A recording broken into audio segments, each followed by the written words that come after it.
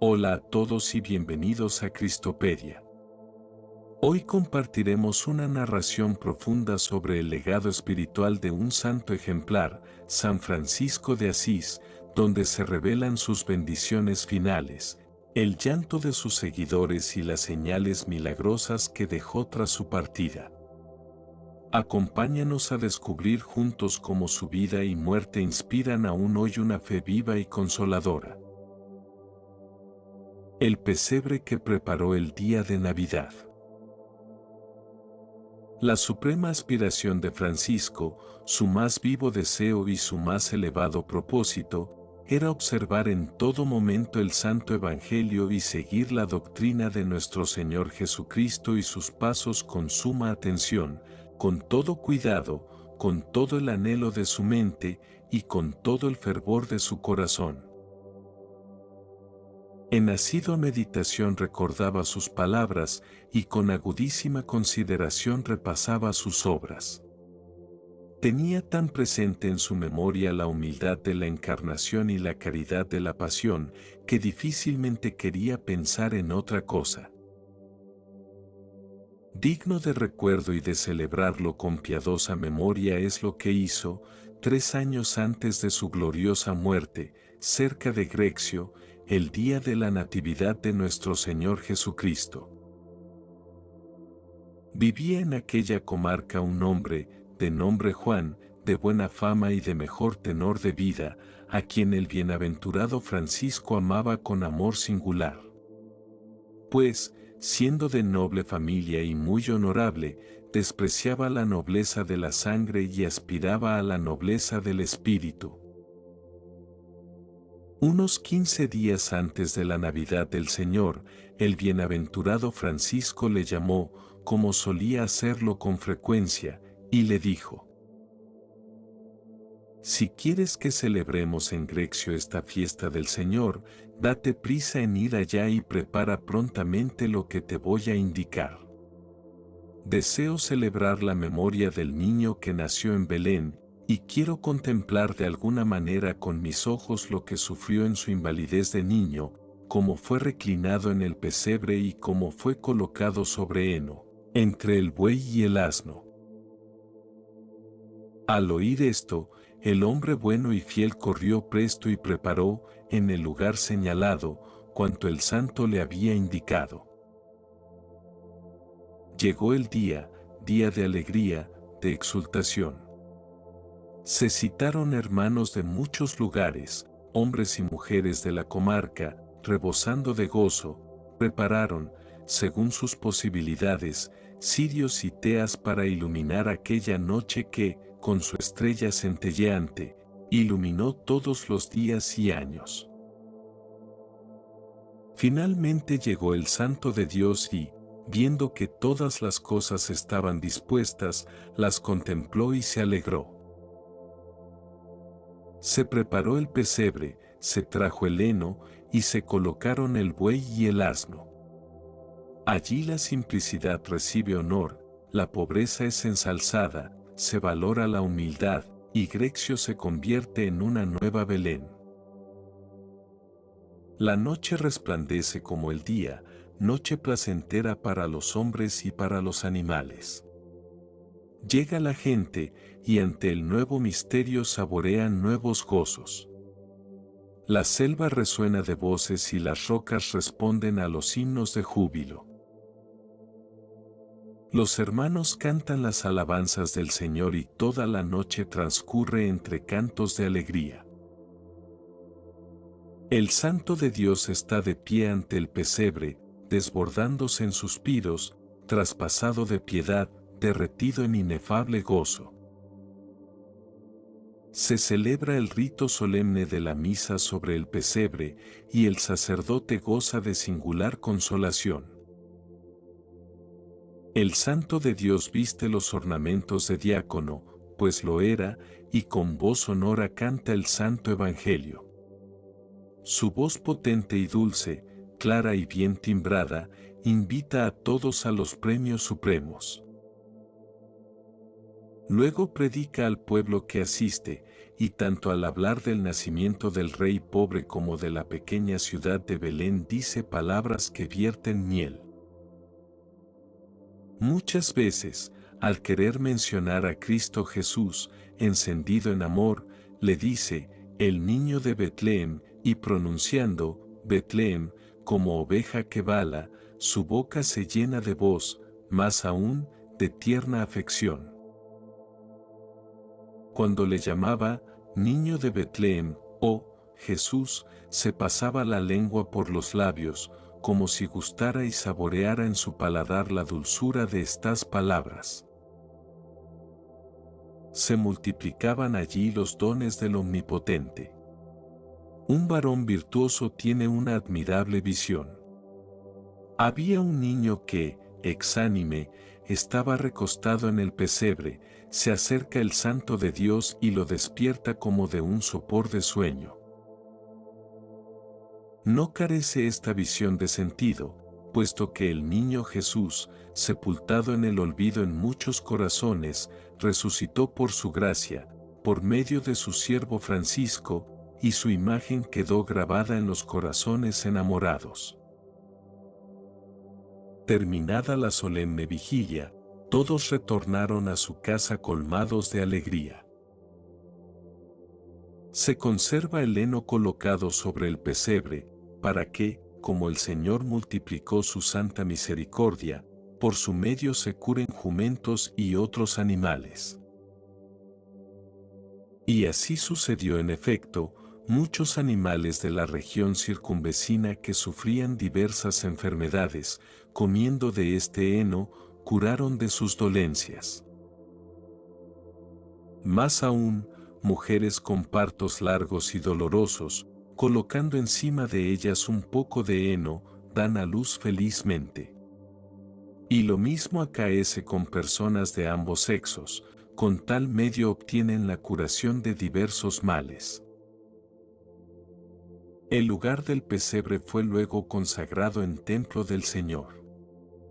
En honor del Beatísimo Padre Francisco se construyó sobre el pesebre un altar y se dedicó una iglesia, para que donde en otro tiempo los animales pasieron el pienso de paja, allí coman los hombres de continuo, para salud de su alma y de su cuerpo, la carne del Cordero Inmaculado e Incontaminado, Jesucristo, Señor nuestro, quien se nos dio a sí mismo con sumo e inefable amor y que vive y reina con el Padre y el Espíritu Santo, y es Dios eternamente glorioso por todos los siglos de los siglos.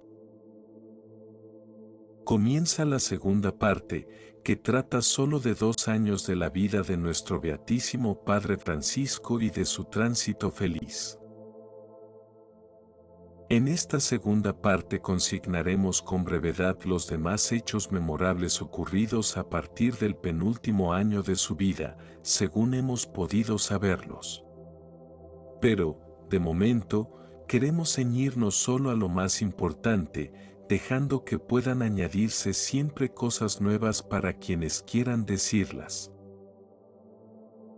Nuestro Beatísimo Padre Francisco, cumplidos los 20 años de su total adhesión a Cristo en el seguimiento de la vida y huellas de los apóstoles, y habiendo dado cima perfectamente a lo que había iniciado, salió de la cárcel de la carne y remontó felizmente el vuelo a las mansiones de los espíritus celestiales en el año 1226 de la encarnación del Señor, en la indicción 14, el 4 de octubre, domingo, en la ciudad de Asís, lugar de su nacimiento, y cerca de Santa María de la Porciúncula, que fue donde primeramente estableció la orden de los hermanos menores.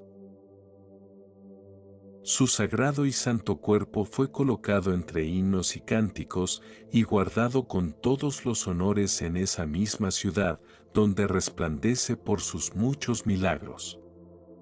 Amén. Desde su primera juventud había recibido una instrucción deficiente o nula en cuanto a los caminos y conocimiento de Dios. Vivió no poco tiempo cediendo a sus tendencias naturales e impulsado por el hervor de las pasiones. Pero, justificado del pecado por obra de la diestra del Excelso, por gracia y virtud del Altísimo fue colmado de sabiduría divina más que todos sus contemporáneos. Como la doctrina evangélica, salvo excepciones singulares, dejara mucho que desear en todas partes en cuanto a la conducta de la mayoría, Francisco fue enviado por Dios para dar, a imitación de los apóstoles, testimonio de la verdad a todos los hombres y en todo el mundo. Así, sus enseñanzas pusieron en evidencia que la sabiduría del mundo no era más que necedad.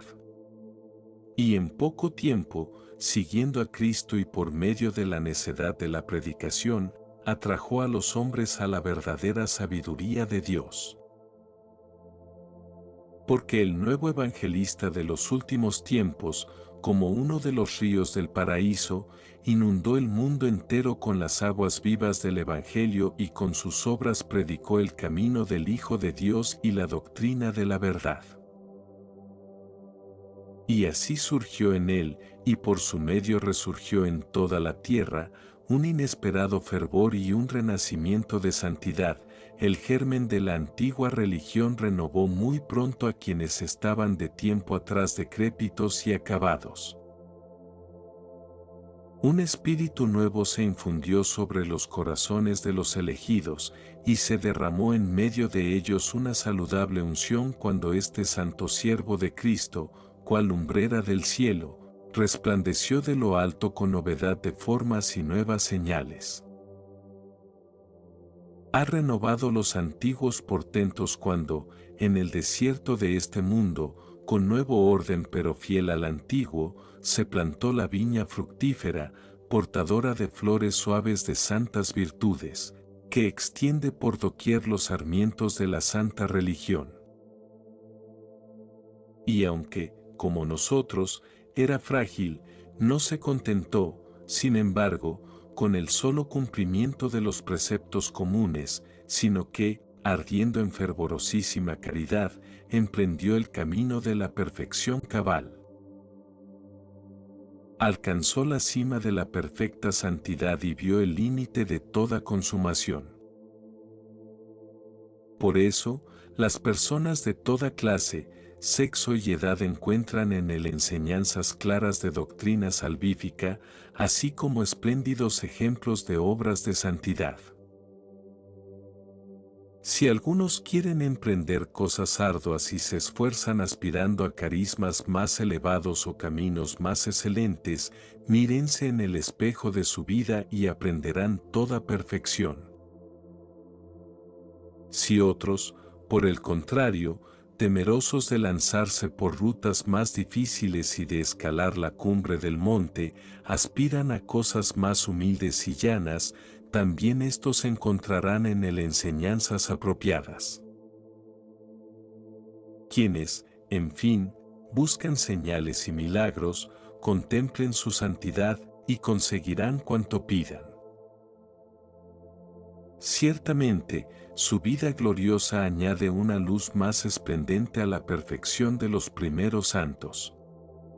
Lo prueba la pasión de Jesucristo, y su cruz lo manifiesta colmadamente.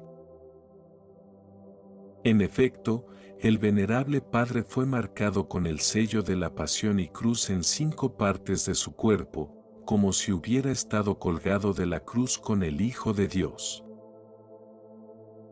Gran sacramento es este, que patentiza la sublimidad de la prerrogativa del amor.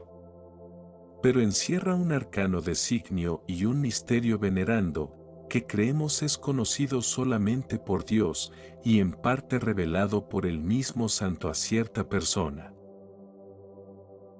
Por eso no hay que insistir mucho en sus alabanzas, ya que la alabanza de éste proviene de aquel que es alabanza de todos, la fuente y el honor distinguidísimo que reparte premios de luz. Bendiciendo, pues, al Dios Santo, verdadero y glorioso, volvamos a la historia. El supremo anhelo del bienaventurado Francisco y cómo, abriendo el libro sagrado, descubrió el querer del Señor sobre sí. Una vez, el bienaventurado Padre Francisco, separándose de la gente que a diario acudía devotísima a oírle y contemplarle, se retiró a un lugar tranquilo, secreto y solitario para darse allí a Dios y sacudir el polvillo que se le pudiera haber pegado en el trato con los hombres. Era costumbre suya distribuir el tiempo que le había sido otorgado para merecer la gracia, empleando parte, según lo creía conveniente, en bien del prójimo y consagrando el resto al gozoso silencio de la contemplación. Tomó, pues, consigo a unos pocos compañeros, los que mejor conocían su santa vida, para que le protegieran del asedio y molestias de los hombres y, interesándose de su paz, la custodiaran. Habiendo permanecido allí por algún tiempo, y como por la continua oración y frecuente contemplación hubiese conseguido de modo inefable la divina familiaridad, sintió deseos de saber lo que el Rey Eterno quería o podía querer de él. Con la mayor diligencia buscaba, y con toda devoción anhelaba saber de qué manera, por qué camino y con qué deseo podría llegar a unirse más íntimamente al Señor Dios según el consejo y beneplácito de su voluntad. Este fue siempre su más alta filosofía, y esta la suprema ilusión que mantuvo viva a lo largo de su vida, ir conociendo, de los sencillos y de los sabios, de los perfectos y de los imperfectos, cómo pudiera entrar en el camino de la verdad y llegar a metas más altas. Él era, de hecho, perfectísimo entre los perfectos, pero, lejos de reconocerse tal, se consideraba imperfecto del todo.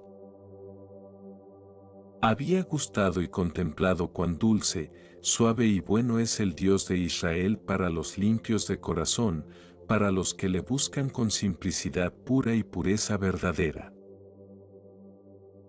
La dulzura y suavidad infusas, que en raras ocasiones se conceden, y esto a personas muy contadas, y cuya comunicación él había sentido en su interior, le obligaban a desasirse por entero de sí mismo.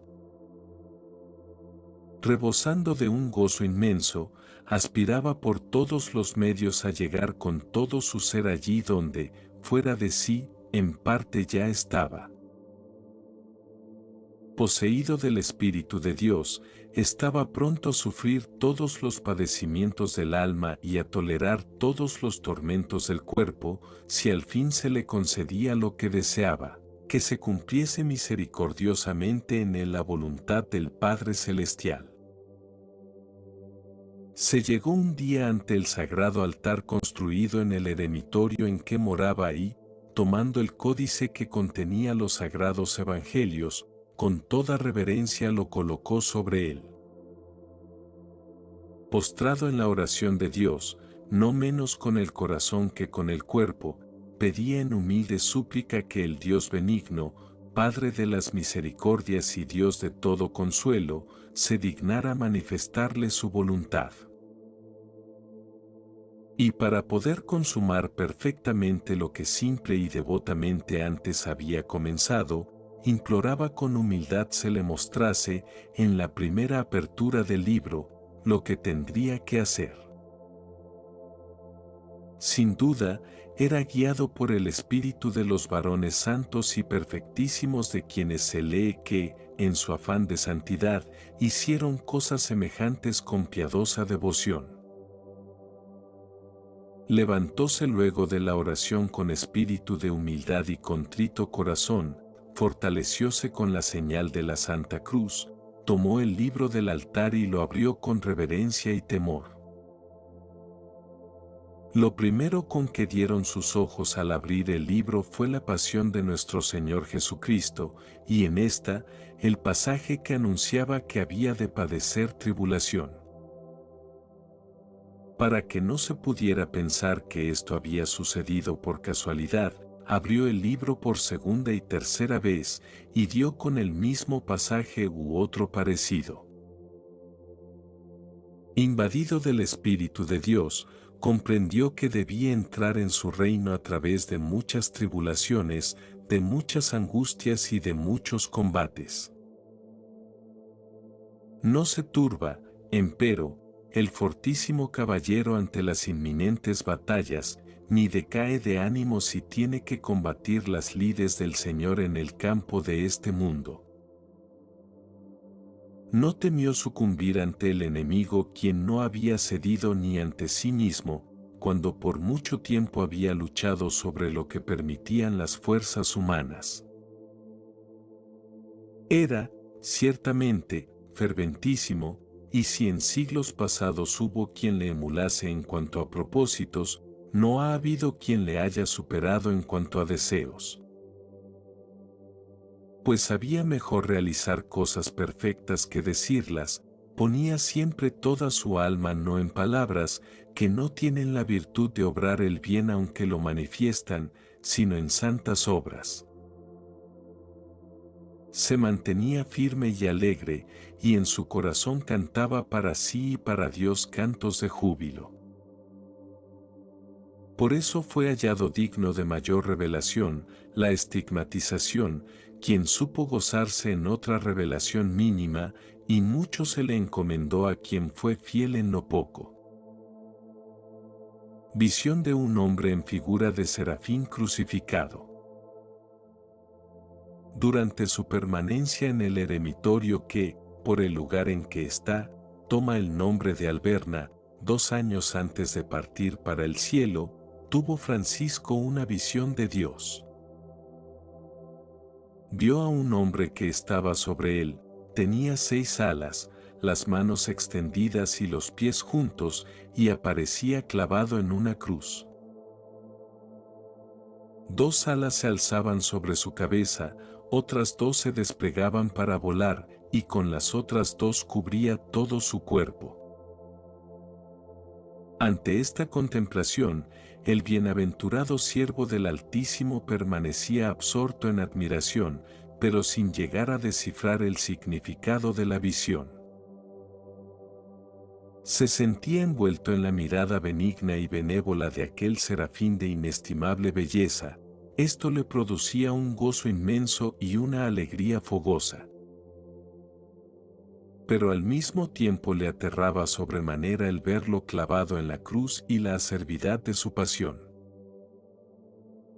Se levantó, por así decirlo, triste y alegre a un tiempo, alternándose en el sentimientos de fruición y pesadumbre.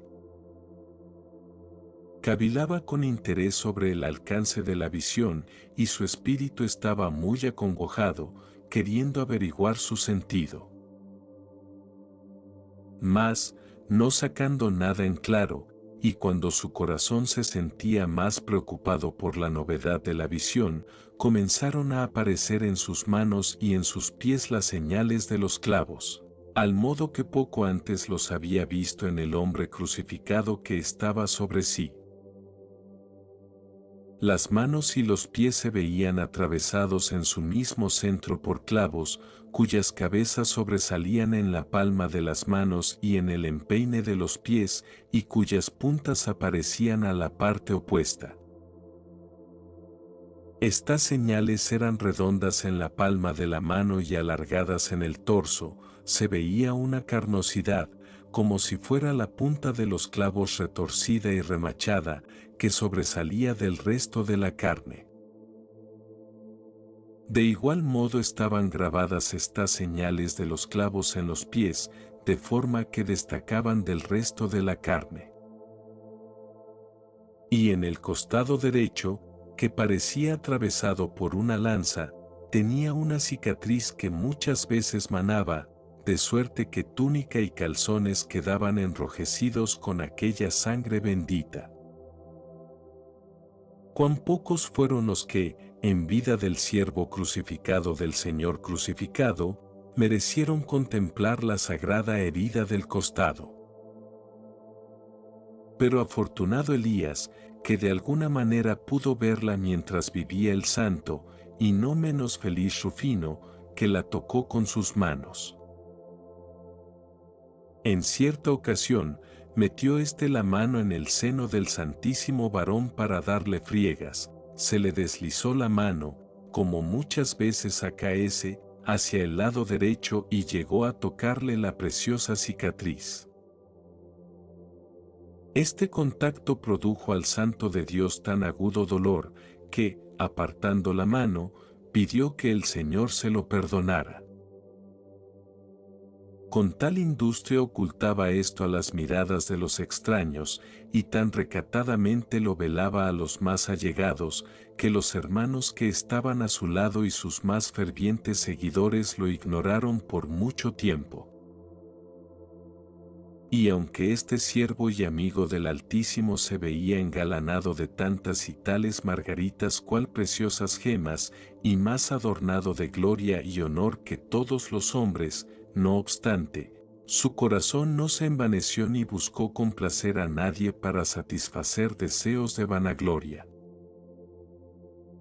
Antes bien, para evitar que el favor humano le robara la gracia donada, se esforzaba en ocultarlo por cuantos modos podía.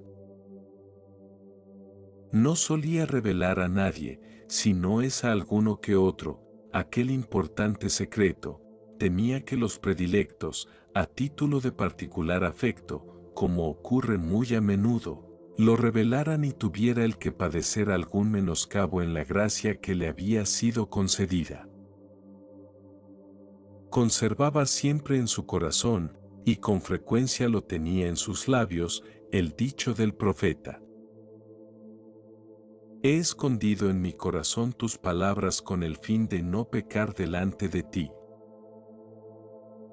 Para los casos en que, habiendo recibido a personas del mundo, quería cortar la conversación con éstas, había dado a los hermanos e hijos que con él moraban la consigna de que recitaría dicho versículo con la intención de que ellos manifestaran enseguida con toda cortesía a los visitantes que podían retirarse. Pues tenía la experiencia de que es un gran mal comunicar todo a todos, y sabía que no puede ser hombre espiritual quien no tiene más secretos ni secretos más importantes que los que se reflejan en el rostro, y que por lo que exteriorizan pueden ser juzgados en todas partes por los hombres. De hecho, había dado con algunos que, simulando estar de acuerdo, disentían interiormente, con quienes le aplaudían por delante y se burlaban a sus espaldas, con otros que, juzgando los hechos, habían difundido entre personas sencillas y buenas suspicacias respecto de él. Muchas veces la malicia trata de denigrar a la pureza y, por ser familiar a muchos la mentira, no llega a darse crédito a la verdad de unos pocos. Fervor del bienaventurado Francisco y la enfermedad de sus ojos. Por este mismo tiempo comenzó su cuerpo a sentirse atacado de varias dolencias, y con más vehemencia que de ordinario hasta entonces. Ciertamente, sus enfermedades eran frecuentes, como quiera que había castigado tanto a su cuerpo y lo había reducido a servidumbre hacía tantos años. A lo largo de 18 años ya cumplidos, rara vez, por no decir nunca, había dado descanso a su carne, recorriendo varias y muy dilatadas regiones con el fin de que aquel espíritu devoto, aquel espíritu ferviente que la habitaba, esparciera por doquier la semilla de la palabra de Dios. Difundía el Evangelio por toda la tierra, muchas veces, en un solo día, recorría 4 o 5 castillos y aún pueblos, anunciando a todos el reino de Dios y edificando a los oyentes no menos con su ejemplo que con su palabra, pues había convertido en lengua todo su cuerpo. Tal era la concordia entre carne y espíritu, tanta la obediencia, que, cuando el espíritu se esforzaba por alcanzar la santidad, la carne no solo no oponía resistencia, sino que se empeñaba en adelantarse, según lo que está escrito. Sedienta está mi alma languidece en pos de ti. El esfuerzo permanente de su misión había hecho que la sujeción le resultara espontánea, y a través de una docilidad continua había alcanzado el señorío de la virtud. Es de saber que los hábitos engendran muchas veces naturaleza. Más como, por ley de la naturaleza y de la humana condición, el hombre exterior necesariamente se va consumiendo día a día, aunque el interior se vaya renovando. Aquel preciosísimo vaso que contenía el tesoro celestial comenzó a quebrarse por todas partes y a sentirse falto de fuerzas. A la verdad que, cuando el hombre se acaba, es entonces cuando comienza, y cuando llega a su término, entonces inicia su trabajo. Por eso, a medida que el cuerpo iba perdiendo sus fuerzas, iba fortaleciéndose el espíritu. Deseaba en tanto grado la salvación de las almas y era tal la sed que sentía por el bien del prójimo que, no pudiendo caminar a pie, recorría los poblados montado en borriquillo. Los hermanos le aconsejaban frecuentemente e insistentemente le rogaban que tratara de restablecer, con la ayuda de los médicos, su cuerpo enfermo y debilitado en extremo. Él, empero, hombre de noble espíritu, dirigido siempre al cielo, que no ansiaba otra cosa que morir y estar con Cristo, se negaba en redondo a tal plan. Y como no había cumplido en su carne lo que faltaba a la pasión de Cristo, aunque llevase en su cuerpo las llagas, le acometió una gravísima enfermedad de ojos, al tiempo que Dios multiplicaba sobre él su misericordia. El mal iba creciendo de día en día y, al parecer, la falta de cuidado lo agravaba. Por fin, el hermano Elías, a quien había escogido para sí como madre y para los demás hermanos como padre, le indujo a que no rechazara la medicina, sino que la aceptara en el nombre del Hijo de Dios, por quien fue creada, según está escrito. El Altísimo creó en la tierra la medicina, y el varón prudente no la desechará. El Santo Padre asintió amablemente, y con toda humildad se sometió a quien se lo aconsejaba. Como fue recibido por el cardenal Ugolino, obispo de Ostia, en la ciudad de Rieti, y como el santo le predijo que llegaría a ser obispo de todo el mundo. Al no dar con un remedio eficaz entre los muchos que se le habían aplicado, marchó a la ciudad de Rieti, en la que residía, según decían, un gran especialista en dicha enfermedad.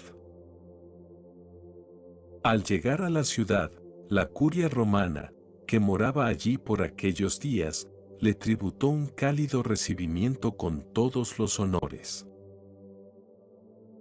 Se distinguió en la acogida el señor Ugolino, obispo de Ostia, destacado por la integridad de costumbres y santidad de vida. Con el consentimiento y por voluntad del señor Papa Honorio, el bienaventurado Francisco lo había escogido como padre y señor de toda la religión y orden de sus hermanos. Lo recomendaba su gran interés por la bendita pobreza y su mucha estima de la santa simplicidad. Este gran señor se acomodaba a la vida de los hermanos, y, deseoso de santidad, era simple con los simples, con los humildes, humilde, y pobre con los pobres. Era un hermano entre los hermanos, entre los menores, mínimo, y, en cuanto le era permitido, se esforzaba en llevar la misma vida y costumbres como uno más entre ellos.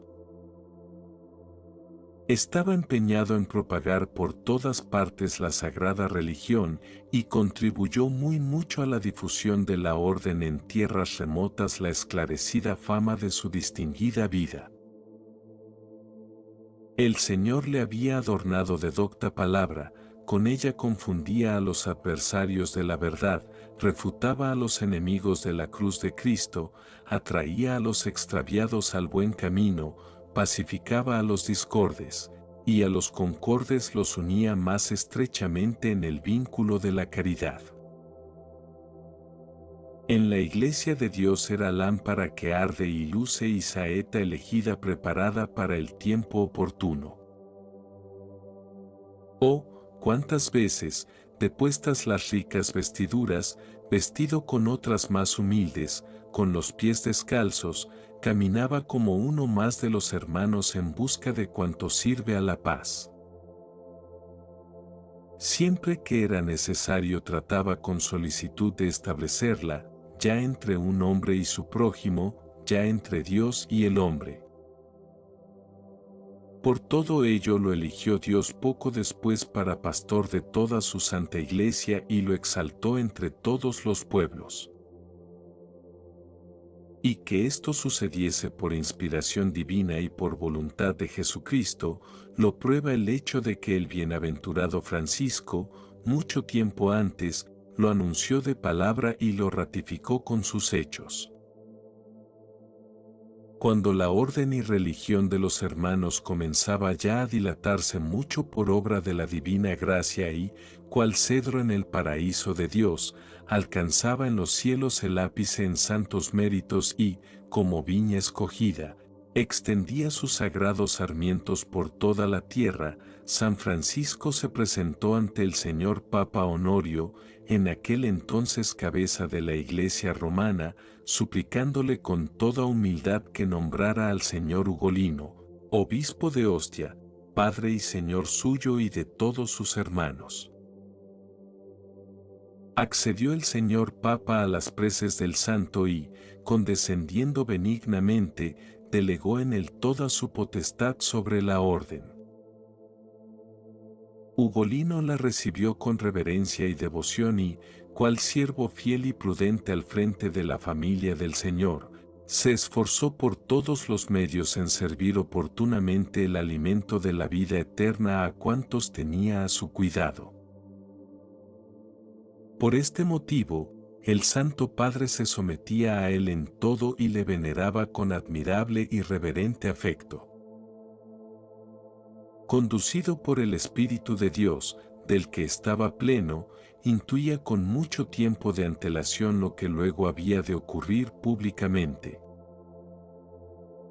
¿Cuántas veces quería escribirle, ya por motivo de su religión, ya, más frecuentemente, por el ardiente amor de Cristo que le profesaba, no se resignaba en sus cartas a llamarlo obispo ostiense o beletrense, como lo hacían otros en sus saludos, sino que escribía así: al reverendísimo Padre, obispo de todo el orbe.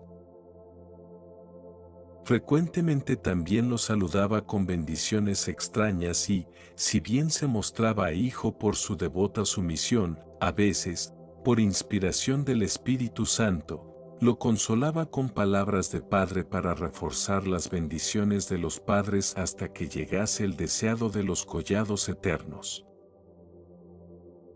Este prelado sentía un amor extraordinario para con el santo. Cuanto el bienaventurado varón decía o hacía, lo encontraba bien, y con solo su presencia se sentía muchas veces conmovido. Confesaba él mismo que, por muy perturbado o agitado de ánimo que estuviera, bastaba la presencia y el diálogo con San Francisco para disipar toda oscuridad en la mente y devolverle la serenidad, para ahuyentar toda tristeza y recuperar el gozo espiritual. Le servía al bienaventurado Francisco como siervo a su Señor, y cuantas veces lo veía le mostraba reverencia, como a un apóstol de Cristo, e inclinándose exterior e interiormente, a menudo le besaba las manos con sus labios sagrados. Solícito y devoto se cuidaba de cómo el bienaventurado Padre podría recuperar la perdida salud de la vista, pues le reconocía santo y justo, y en extremo necesario y útil para la Iglesia de Dios. A causa de Francisco, se compadecía de toda la congregación de los hermanos, y en la persona del Padre se apiadaba de los hijos. Por tanto, animaba al Santo Padre a cuidarse y a no rechazar lo que necesitaba por la enfermedad, porque su negligencia podría ser juzgada pecado y no mérito. San Francisco observaba humildemente cuanto le venía ordenado por tan reverendo Señor y carísimo Padre, y en adelante se comportaba con más prudencia y con mayor seguridad tomaba lo que era necesario para su curación. Mas en tal forma había penetrado el mal, que para remediarlo en algo se precisaba contar con un especialista extraordinario y echar mano de procedimientos dolorosísimos. De hecho, sufrió cauterios en varias partes de la cabeza, le sajaron las venas, le pusieron emplastos, le inyectaron colirios, en lugar de proporcionarle alivio, estas intervenciones le perjudicaban casi siempre. Virtudes de los hermanos que servían a San Francisco y cómo quería que fuesen todos los hermanos. A lo largo de casi 2 años soportó estos dolores con mucha paciencia y humildad, dando gracias a Dios en todo. A fin de poder dedicarse más libremente a Dios, y en sus frecuentes éxtasis recorrer las mansiones celestiales y penetrar en ellas, y poder también, por la abundancia de la gracia, comparecer ante el dulcísimo y serenísimo Señor de todo, confió el cuidado de su persona a algunos hermanos que le merecían un amor singular. Eran estos hombres de virtud, devotos para con Dios, agraciados ante los santos y queridos de los hombres, como casa sobre 4 columnas, descansaba sobre ellos el bienaventurado Francisco. En gracia a la modestia, que, cual corresponde a hombres espirituales, les era muy familiar, silencio ahora sus nombres. La modestia es el ornato de toda edad, testimonio de inocencia, indicio de espíritu pudoroso, control del comportamiento, gloria especial de la conciencia, custodia del buen nombre y divisa de toda honestidad. Esta virtud era su adorno, y ella los hacía amables y benévolos ante los hombres, era gracia que poseían todos, pero, a su vez, cada uno destacaba por su virtud personal. Era uno de muy distinguida discreción, otro mostraba singular paciencia, un tercero resplandecía por su simplicidad llamativa, el último era fornido de cuerpo y sereno y pacífico de espíritu. Estos, con toda vigilancia, con el mayor interés, con toda su voluntad, velaban por el descanso espiritual del bienaventurado Padre y atendían a la debilidad de su cuerpo, sin recusar molestias o trabajos, consagrados por entero al servicio del Santo. Y aunque el glorioso Padre estuviese ya consumado en gracia ante Dios y resplandeciese en santas obras entre los hombres del siglo, sin embargo, estaba siempre pensando en emprender cosas más perfectas. Como peritísimo caballero en las milicias de Dios, desafiaba al adversario para reñir con él nuevas peleas. Se proponía llevar a cabo grandes proezas bajo la jefatura de Cristo y, a pesar de irse descomponiendo sus miembros y muerto ya su cuerpo, esperaba que con una nueva batalla había de conseguir el triunfo sobre el enemigo. Es que la virtud no conoce el límite del tiempo, porque espera un premio eterno. Ardía por esto en deseos vehementes de poder volver a aquellos comienzos de humildad y, gozoso en la esperanza por la inmensidad de su amor, cavilaba en reducir su cuerpo, ya extenuado, a la antigua servidumbre. Alejaba de sí con la mayor decisión los estorbos de todos los afanes y ahogaba totalmente el estrépito de todas las preocupaciones. Y cuando por la enfermedad se veía precisado a mitigar el primitivo rigor, solía decir: comencemos, hermanos, a servir al Señor Dios, pues escaso es o poco lo que hemos adelantado. No pensaba haber llegado aún a la meta y, permaneciendo firme en el propósito de santa renovación, estaba siempre dispuesto a comenzar nuevamente. Le hubiera gustado volver a servir a los leprosos y padecer desprecios, como en tiempos pasados. Le apetecía apartarse de las relaciones con los hombres y marchar a lugares muy retirados, para que, libre de todo cuidado y abandonada toda preocupación por los demás, no hubiera otro muro que le separara de Dios sino el de su propia carne. Se daba cuenta de que muchos ambicionaban puestos de magisterio y, detestando la temeridad de los tales, se empeñaba en apartarlos de semejante peste con su ejemplo. Solía decir que es cosa buena y agradable a Dios cuidar de los demás, y añadía que conviene que asuman la responsabilidad de las almas quienes en esto nada buscan para sí y están siempre y en todo pendientes de la divina voluntad. Quienes nada anteponen a su propia salud espiritual y no fijan la atención en los aplausos de los súbditos, sino en su provecho. Quienes no anhelan el honor humano, sino la gloria ante Dios. Quienes no aspiran a la prelatura, antes bien la temen. Quienes, teniéndola, no se encumbran, más bien se humillan y, privados de ella, no se abaten, sino se sienten honrados. Y decía que, particularmente en nuestros días, en los que creció la malicia y sobreabundó la iniquidad, era peligroso gobernar y, por el contrario, era más útil ser gobernado. Dolíase de que algunos hubieran abandonado sus primeras obras y por nuevos descubrimientos hubiesen olvidado la primitiva simplicidad. Por eso se lamentaba de los que, habiendo aspirado tiempo atrás con toda su alma a cosas más elevadas, hubieran decaído hasta las más bajas y viles, y, abandonados los auténticos goces del alma, anduvieran vagando entre frivolidades y vanidades en el campo de una vacía libertad.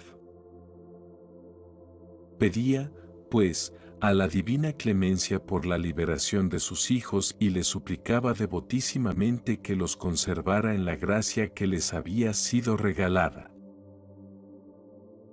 Como regresó de Siena a Asís. Encomio de la Iglesia de Santa María de la Porciúncula. Bendición a todos los hermanos. 6 meses antes del día de su muerte, hallándose en Siena para poner remedio a la enfermedad de los ojos, comenzó a agravarse en todo su cuerpo. Su estómago, deshecho por larga enfermedad, más la hepatitis y los fuertes vómitos de sangre, hacían pensar en la proximidad de la muerte. Al tener conocimiento de esto, el hermano Elías, que se hallaba distante, púsose inmediatamente en camino. Con su venida, el Santo Padre mejoró de tal forma que, dejando Siena, marchó con el a Celle de Cortona. Estando aquí por algún tiempo, comenzó a hinchársele el vientre, la hinchazón se extendió a piernas y pies, y el estómago se le fue debilitando tanto que apenas podía tomar alimento. Rogó más tarde al hermano Elías que lo trasladase a Asís. El buen hijo hizo lo que el amoroso padre le mandó y, dispuesto todo lo necesario, lo llevó al lugar deseado. Se alegró la ciudad a la llegada del bienaventurado Padre y toda lengua loaba a Dios. El pueblo todo esperaba que presto había de morir el Santo de Dios, y esta era la causa de tan desbordante alegría. Y por divino querer acaeció que aquella santa alma, desligada de la carne, pasara al reino de los cielos desde el lugar en que, todavía en vida, tuvo el primer conocimiento de las cosas sobrenaturales y le fue infundida la unción de la salvación. Pues, aunque sabía que en todo rincón de la tierra se encuentra el reino de los cielos y creía que en todo lugar se otorga la gracia divina a los elegidos de Dios, él había experimentado que el lugar de la iglesia de Santa María de la Porciúncula estaba henchido de gracia más abundante y que lo visitaban con frecuencia los espíritus celestiales. Por eso solía decir muchas veces a los hermanos: mirad, hijos míos, que nunca abandonéis este lugar. Si os expulsan por un lado, volved a entrar por el otro, porque este lugar es verdaderamente santo y morada de Dios. Fue aquí donde, siendo todavía pocos, nos multiplicó el Altísimo, aquí iluminó el corazón de sus pobres con la luz de su sabiduría, aquí encendió nuestras voluntades en el fuego de su amor. Aquí el que ore con corazón devoto obtendrá lo que pida y el que profane este lugar será castigado con mucho rigor. Por tanto, hijos míos, mantened muy digno de todo honor este lugar en que habita Dios y cantad al Señor de todo corazón con voces de júbilo y alabanza. A medida que se agravaba la enfermedad, iba languideciendo la fuerza corporal, y, carente ya de energías, no podía moverse en forma alguna. A un hermano que le preguntó si toleraba más a gusto esta larga y continua enfermedad que un violento martirio de mano de un verdugo cualquiera, le respondió: hijo mío, para mí lo más querido, lo más dulce, lo más grato, ha sido siempre, y ahora lo es, que se haga en mí y de mí lo que sea más del agrado de Dios. Solo deseo estar en todo de acuerdo con su voluntad y obedecer a ella. Pero el sufrir tan solo 3 días esta enfermedad me resulta más duro que cualquier martirio. Lo digo no en atención al premio, sino a las molestias que trae consigo. Oh mártir. Mártir que toleraba sonriente y lleno de gozo aquello que solo verlo resultaba dolorosísimo y penosísimo a todos. No había quedado en el miembro que no sufriera intensamente, y, perdiendo poco a poco el calor natural, día a día se iba avecinando el final. Los médicos se quedaban estupefactos y los hermanos maravillados de cómo un espíritu podía vivir en carne tan muerta, pues, consumida la carne, le restaba solo la piel adherida a los huesos. Al notar que era ya inminente el último día, de esto estaba advertido por revelación divina desde hacía 2 años, llamó a los hermanos que quiso y bendijo a cada uno según le venía inspirado del cielo, como, tiempos atrás, el patriarca Jacob a sus hijos, Génesis 49, versículos 1 al 27, o mejor si se quiere, como otro Moisés que, antes de subir al monte que le mostraba el Señor, colmó de bendiciones a los hijos de Israel. Deuteronomio 33, versículos 1 en adelante. Le rodeaban los hermanos, como el hermano Elías estaba a su izquierda, cruzó las manos y puso la derecha sobre su cabeza. Al estar privado de la luz de los ojos corporales, preguntó: ¿sobre quién tengo mi mano derecha? Sobre el hermano Elías, le respondieron. Sí, eso es lo que quiero, dijo. Y continuó. A ti, hijo mío, te bendigo en todo y por todo. Y como bajo tu dirección el Altísimo ha multiplicado mis hermanos e hijos, así sobre ti y en ti los bendigo a todos. En el cielo y en la tierra te bendiga Dios, Rey de todo el universo. Te bendigo cuanto puedo y más de lo que yo puedo, y lo que yo no puedo, hágalo en ti quien todo lo puede. Acuérdese Dios de tus obras y trabajos y en la retribución de los justos sea conservada tu herencia. Que halles toda bendición que deseas y que te sea concedido cuanto pides dignamente. Adiós, hijos míos, vivid en el temor de Dios y permaneced siempre en él, porque vendrá sobre vosotros una terrible tentación y la tribulación está cerca. Dichosos los que perseveren en las obras que comenzaron, mas algunos las abandonarán por los escándalos que van a suceder. Yo me apresuro a ir al Señor, y confío en llegar a mi Dios, a quien con devoción he servido en mi espíritu.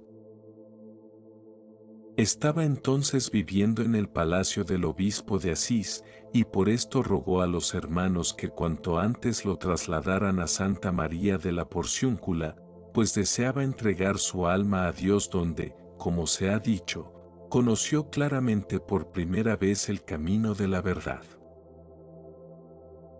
Lo que hizo y dijo en su preciosa muerte. Habían transcurrido ya 20 años desde su conversión. Quedaba así cumplido lo que por voluntad de Dios le había sido manifestado. En efecto, el bienaventurado padre y el hermano Elías moraban en cierta ocasión en Foligno. Una noche, mientras dormían, se apareció al hermano Elías un sacerdote vestido de blanco, de edad avanzada y de aspecto venerable, y le dijo: Levántate, hermano, y di al hermano Francisco que se han cumplido 18 años desde que renunció al mundo y se unió a Cristo, que a partir de hoy le quedan todavía 2 años en esta vida, y que, pasados estos, le llamará el Señor así y entrará por el camino de todo mortal. Y sucedió que, terminado el plazo que mucho antes había sido fijado, se cumplió la palabra del Señor. Había descansado ya unos pocos días en aquel lugar, para el tan querido. Conociendo que la muerte estaba muy cercana, llamó a 2 hermanos e hijos suyos preferidos y les mandó que, espiritualmente gozosos, cantaran en alta voz las alabanzas del Señor por la muerte que se avecinaba, o más bien, por la vida que era tan inminente. Y él entonó con la fuerza que pudo aquel salmo de David. Con mi voz clamé al Señor, con mi voz imploré piedad del Señor. Salmo 141. Entre los presentes había un hermano a quien el santo amaba con un afecto muy distinguido, era el muy solícito de todos los hermanos. Viéndolo y sabedor del próximo desenlace, le dijo: Padre bondadoso, mira que los hijos quedan ya sin padre y se ven privados de la verdadera luz de sus ojos. Acuérdate de los huérfanos que abandonas y, perdonadas todas sus culpas, alegra con tu santa bendición tanto a los presentes cuanto a los ausentes. Hijo mío, respondió el santo, Dios me llama. A mis hermanos, tanto a los ausentes como a los presentes, les perdono todas las ofensas y culpas y, en cuanto yo puedo, los absuelvo. Cuando les comuniques estas cosas, bendícelos a todos en mi nombre. Mandó luego que le trajesen el códice de los evangelios y pidió que se le leyera el evangelio de San Juan desde aquellas palabras. 6 días antes de la Pascua, sabiendo Jesús que le era llegada la hora de pasar de este mundo al Padre. Juan 12, 1 y 13, 1. Era el mismo texto evangélico que el ministro había preparado para leérselo antes de haber recibido mandato alguno.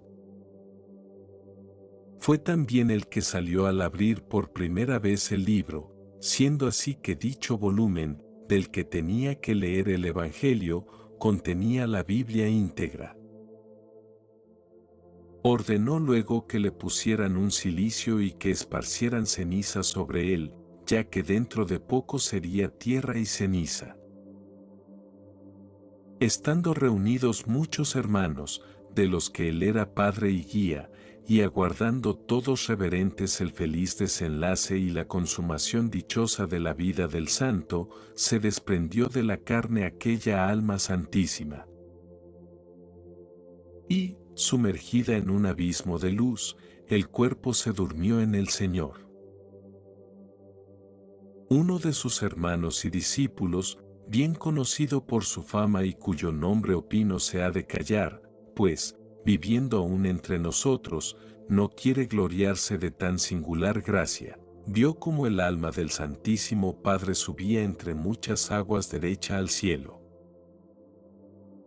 Era como una estrella, parecida en tamaño a la luna, fúlgida como el sol, llevada en una blanca nubecilla. Justamente por todo esto, podemos exclamar: ¡oh cuán glorioso es este santo, cuya alma vio un discípulo subir al cielo!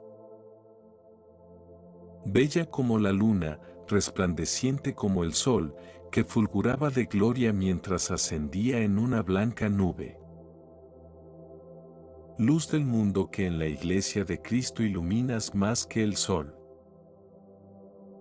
Nos has subtraído los rayos de tu luz y has pasado a aquella patria esplendente donde, en lugar de nuestra pobre compañía, tienes la de los ángeles y los santos.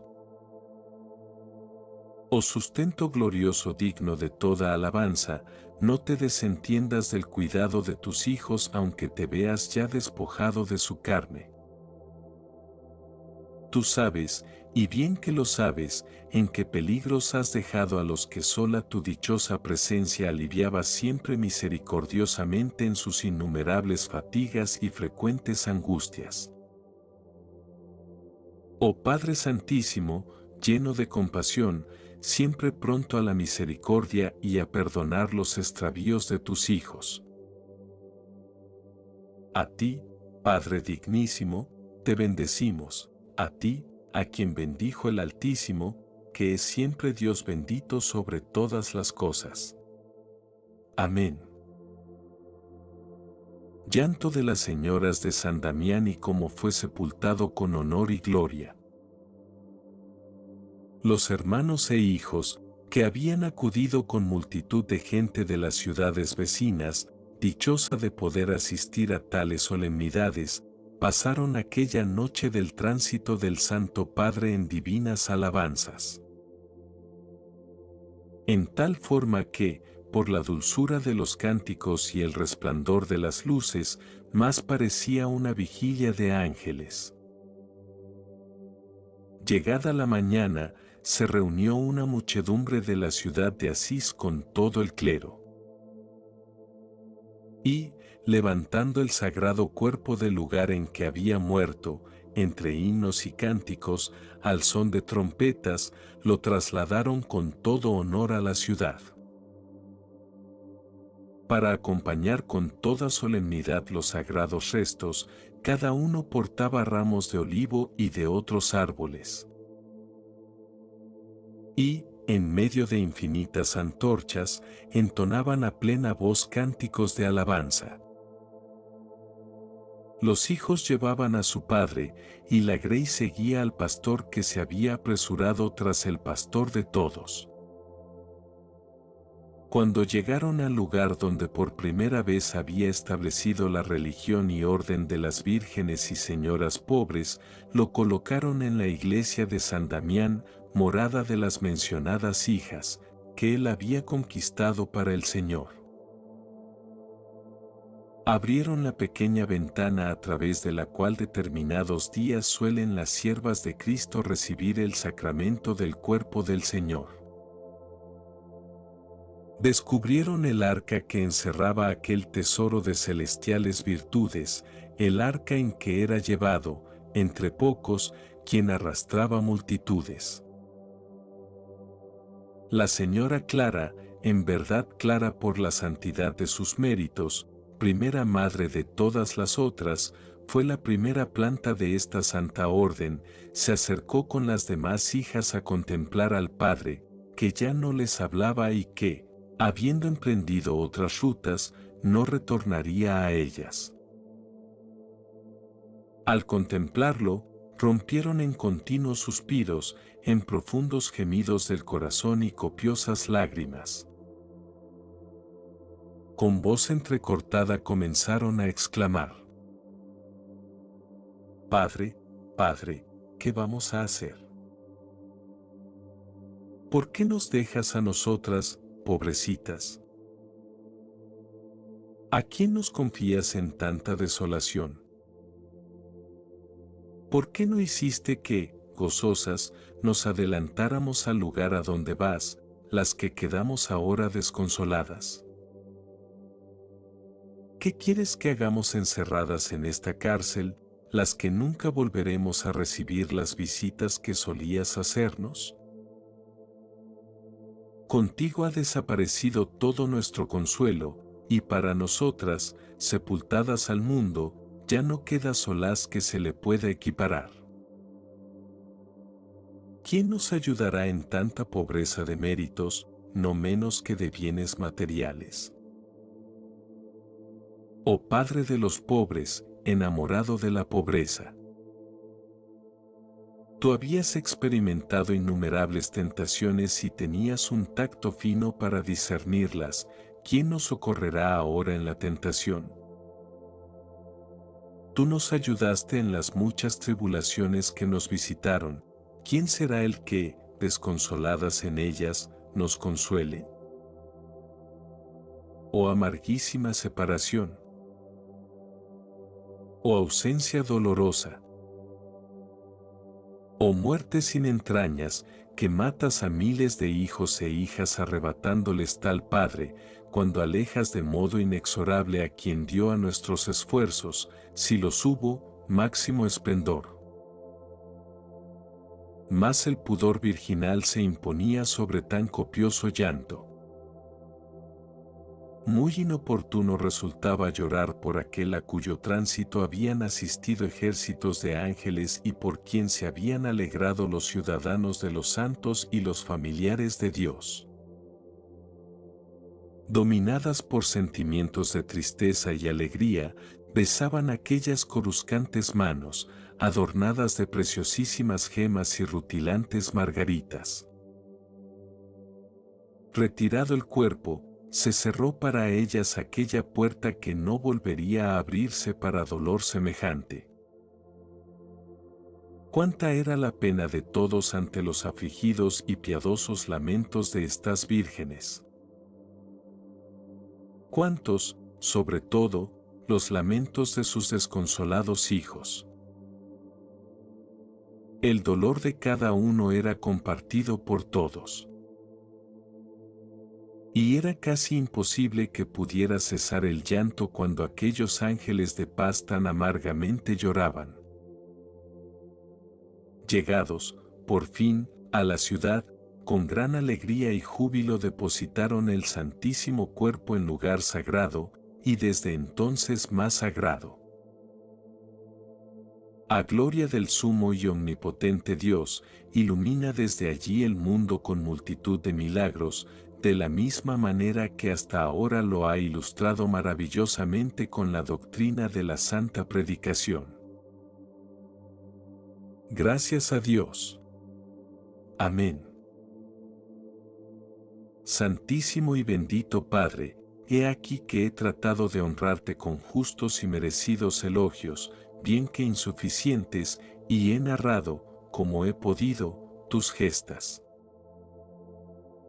Concédeme, por ello, a mí, miserable, que te siga en la presente vida con tal fidelidad, que, por la misericordia divina, merezca alcanzarte en la futura. Acuérdate, oh piadoso, de tus pobres hijos, a quienes después de ti, su único y singular consuelo, apenas si les queda alguno. Pues, aunque tú, la mejor parte de su herencia y la primera, te encuentres unido al coro de los ángeles y seas contado entre los apóstoles en el trono de la gloria. Ellos, no obstante, yacen en el fango y están encerrados en cárcel oscura, desde donde claman a ti entre llantos. Muestra, Padre, a Jesucristo, Hijo del Sumo Padre, sus sagradas llagas y presenta las señales de la cruz que tienes en tu costado, en tus pies y en tus manos, para que Él se digne, misericordioso, mostrar sus propias heridas al Padre, quien ciertamente por esto ha de mostrarse siempre propicio con nosotros, pobres pecadores. Esta narración nos muestra el profundo amor y la entrega total de un santo que, en sus últimos momentos, bendijo a sus hermanos y dejó señales milagrosas que fortalecen la fe y la esperanza en la vida eterna. Su ejemplo de humildad, paciencia y devoción nos invita a perseverar en el camino espiritual, confiando en la misericordia de Dios. Si te ha inspirado esta narración, no olvides suscribirte al canal Cristopedia para seguir descubriendo historias que alimentan el alma. Que Dios te bendiga.